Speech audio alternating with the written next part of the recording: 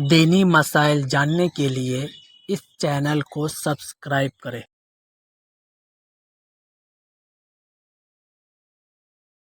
تو شیطان تو انسان کے پیچھے لگا ہوا ہی ہے۔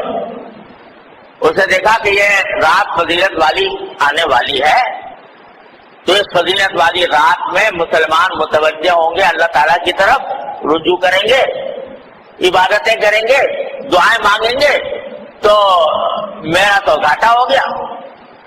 لہذا اس نے ایسے ایسے طریقے ایجاد کروا دیے کہ لوگ جو ہے عبادت سے ہٹ کر ان طریقوں میں لگ جائیں، اور ان کی وجہ سے اس رات سے جو فائدہ اٹھایا جا سکتا تھا وہ نہ اٹھاتا۔ کیا سے طریقے گڑھ لیے کہ بھائی نماز پڑھو یا نہ پڑھو، شب برات کا حلوہ ضرور پکاؤ۔ وہ نماز پڑھو یا نہ پڑھو، عبادت کرو یا نہ کرو، لیکن حلوہ پکانا ضرور فرض۔ اگر کوئی نہ پکائے تو قابل ملامت ہی لے بھائی، اس کے گھر تو شب برات کا حلوہ بھی نہیں پکتا، یہ بڑا وہابی ہے، یہ جو ہے ایسا کنجوس ہے، بخیل ہے کہ اس کے گھر میں حلوہ ہی نہیں پکتا۔ شب برات میں حلوے بنانا، کیا شب برات میں حلوہ بنانا جائز ہے، اور کیا اس میں فاتحہ وغیرہ کرنا جائز ہے؟ عائشہ صاحبہ انڈیا سے: بالکل ناجائز۔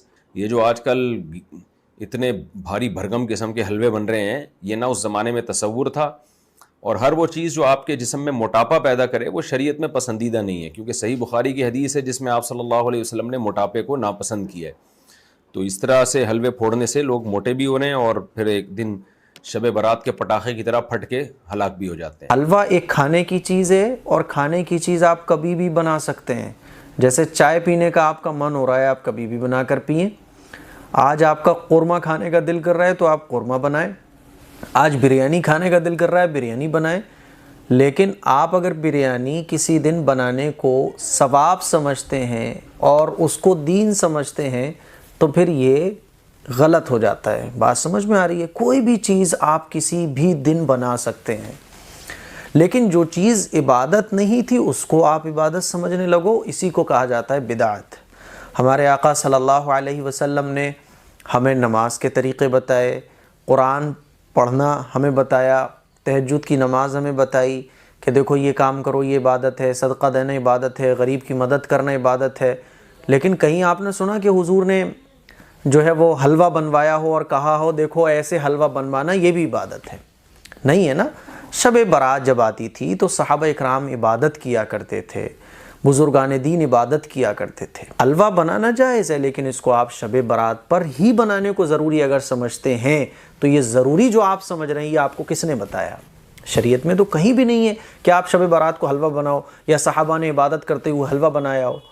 حلوہ بنانا چاہیں بنا سکتے ہیں، لیکن اس کو دین نہ سمجھیں۔ اگر آپ دین سمجھیں گے تو جو چیز دین میں ہے ہی نہیں اس کو آپ نے دین میں شامل کر دیا، اور یہی بدعت ہے۔ اور بدعتی کا حال میں نے کیا بتایا کہ اس کو حوض کوثر پر پانی بھی نصیب نہیں ہوگا۔ اللہ تعالی ہم سب کو عمل کی توفیق مرحمت فرمائے۔ شب برات پر خوب عبادت کریں، لیکن جو بدعات ہیں شب برات کی ان سے بچنے کی کوشش کریں۔